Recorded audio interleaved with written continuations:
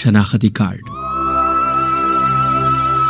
زه چې د درمان د قبر خواته د دعا غوښتو په نیت ودرېدم او لوی سختن ته مې څنګه خپل په ګناهونو ککړ لاسونه لپه کړل، نو د درمان معصومه جنتي څهره مې د زړه په دشته کې لکه د سپرلي د ګلو غوړېده او د ذهن په پرده مې د هغه د ناڅاپي مرګ دردناک واقعه یوارې بیا لکه د سینما د فلم چلیدل شروع شو. په دغه ورځ هغه ډېر په یره زما خواته رانږدې شو او په ژړغوني آواز یې ووې: استاد جي، زما پلار شناختی کارت نه راکوي، وایي په لاره به درنه ورک شي. مور مې ورته وایي چې پخپله ورسره لاړ شه، خو پلار مې وایي چې اوزګار نه یم، پټي ته ګوډ لزم. نو ته ورته دا نه وې چې بغیر شناختی کارډه کتابونه نه راکوي، استاد جي تېنه نمبر لیکي. ما ورته وی خو څه خو ورشه مړه ته پاغوندې ته راواز که. او لږ ساعت پس پاغونده د کلاس په دروازه کې ولاړه وه. استاد جي اجازت دی راشه ته، ستا دا پلار دله شناختی کارډ ولې نه ورکوي چې سکول ته نشي راتلی نو د ماشوم له کارډ هم نشي ورکولی؟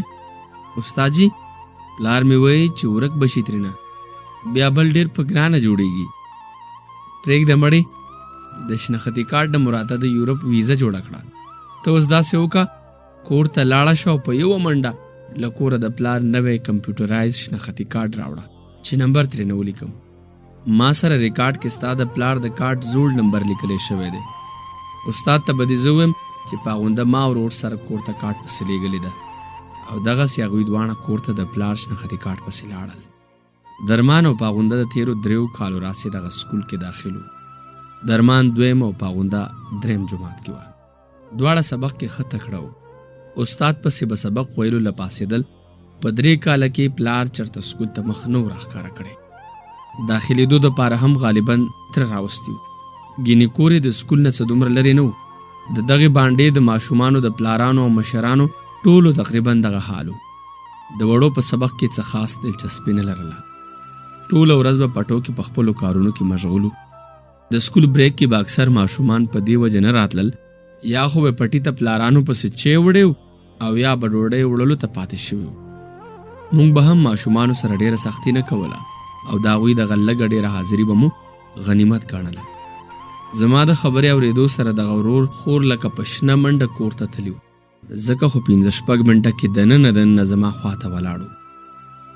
درمان چې په خپلو وړو لاسونو کې کلک نیولی د خپل خوږ پلار نوی شناختی کارډ ماله راکولو، نو په رڼه څهره یې یو معصومانه خوشحالي برېښېدله او د خوشحالۍ نه په جامو کې نه ځایده، ځکه چې هغه ته نن نوي کتابونه مفت ورکولی کېدل.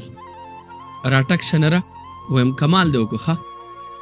ما د درمان نه شناختی کارډ واغېسته، نمبر مې ترېنه رجسټر کې ولیکه او واپس ورکولو سره مې ورته وویې هلکه سنبال یې کېږده ورک درنه نشي، ګینې بیا به د پلار نه څوک خلاصېږي.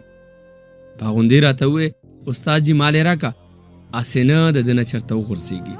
خو درمان دومره په اعتماد سره خپل لاس د کارډ اخیستو دپاره ماته راوړاندې کړی و لکه چې په سترګو یې خور ته وایي چې که ته زما نه مشره یې خو زه ځوان یم او ورونه خویندې د لاسونو نه نیسي، خویندې ورونه نه.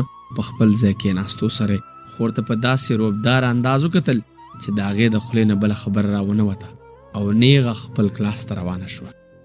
شیبه ګړۍ پس د سکول د څوکیدار د ټلۍ وهلو سره ټول ماشومان د بریک شو چغو سره د کمرونه راووتل او زه هم لکه د نورو استادانو په شان د چایو څښلو دپاره سټاف روم ته ورغلم. د 15 منټو شارټ بریک ختم شو او زه چې څنګه واپس په کلاس وردننه شوم نو د کلاس یو څو ماشومانو راته په یو آواز وویل استاد جي د درمان نه چا په بریک کې شناختی کارډ پټ کړی دی. ما چې درمان ته وکتل نو سترګې تکې سرې وې او په سلګو یې ژړل. هلکانو د ده د بستې نه شناختی کارډ چا پټ کړی دی؟ ټول ودرېږئ، زه ستاسو سرمن وباسم. ما تاسو ته نه دي ویلي چې غلا به نه کوئ؟ هلکه منیټره شابه زر راشه د ټولو جیبونه او بستې ولټوه. استاد جي بسته کې نه وي ښودی، لاسو کې ورسره و، بریک کې ترېنه چېرته پرېوتی دی. منیټر ډېر په جرأت سره خبره تېره کړه. هلکه درمانه بسته کې دې ښودی و که نه؟ او د درمان په نفي کې سر سنډلو نه پته ولګېده چې د منیټر خبره کې وزن شته. او بیا هم احتیاطاً د ټول کلاس د ماشومانو هلکانو او جینکو تالاشي واخیسته او د منیټر په ذریعه مې د نورو کلاسونو استادانو ته هم دغه اطلاع ورکه، خو په یو کلاس کې هم شناختي کارت برآمد نشو. څوکیدار د سکول ګراوند لټ پلټ که، خو د شناختي کارت هیڅ څه پته ونه لګېده. ماشومان بریک کې د سکول د گیټ نه بهر هم نه وتلي چې خبره شکي شوی وی، خو زه حیران په دې وم چې شناختي کارت ځمکې وخوړه او که اسمان راښکلو. دا څه کم 200 ماشومانو د پرایمري سکول نه آخر شناختي کارت کم خوا لاړه. عجیبه خبره خو دا وه چې د درمان زړو د ملیشي جامو کې خو جیب هم نه او بسته کې هم نه وي ښودی چې په لاسونو کې شناختي کارت نیولی نو بیا ترېنه څنګه او اخر چېرته پرېوته. ټول سکول کې الغاو تلغاو جوړو. د درمان نه شناختي کارت ورک شو.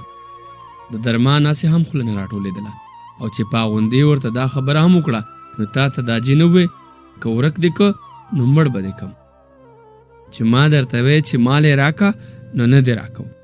اوس دا جي ته ټینګ شه ښه. نو د هلک حالت نور هم خراب شو. ګونې یې زړه تښتېدلې وه. د چوټۍ تر وخته نه شناختي کارت پیدا شو او نه درمان غاړی غلی کړه. هر څوک ما ډېر تسلي ورکړه او رور خور دواړو ته مې ډاډګیرنه ورکه چې اول خو به پیدا شي، ګینې زه به مو مور پلار له دې نه ښکلی شناختي کارت جوړ کړم. خیر دی تاسو نن پلار ته دا مه وایئ چې کارت رانه ورک شوی دی. ورته ووایه چې د استاد د کتابونو په لړ کې په کار سبا به واپس راکړي او دغسې هغوی ما کور ته ولیږل. او بیا هغه څه وشو د څه نه چې درمان ماشوم ویرېده. کور ته د رسېدو نه وړاندې د سکول څو ماشومانو درمان دوی کره دا خبره رسولې وه چې د هغه نه شناختي کارت ورک شو. هغه د پلار په ړومبۍ لته بیخي په سپوغز لګېدلی و او په یوه سلګۍ ترېنه ساه ختلې وه. د یو مشر په سلام زما د خیال عامل دانه وانه شو. اوښکې مې تر ګریوانه بهېدلې وې. ډېر په ګرانه مې په مخ لاسونه راښکل او د مقبرې نه په ستړو قدمونو را روان شو. د درمان دردمنه مور نن هم د هغه د سکول هغې ټوپۍ ته لکه د لیونو ژاړي، کومه کې چې درمان د پلار شناختي کارت سنبال کړی ایښی و.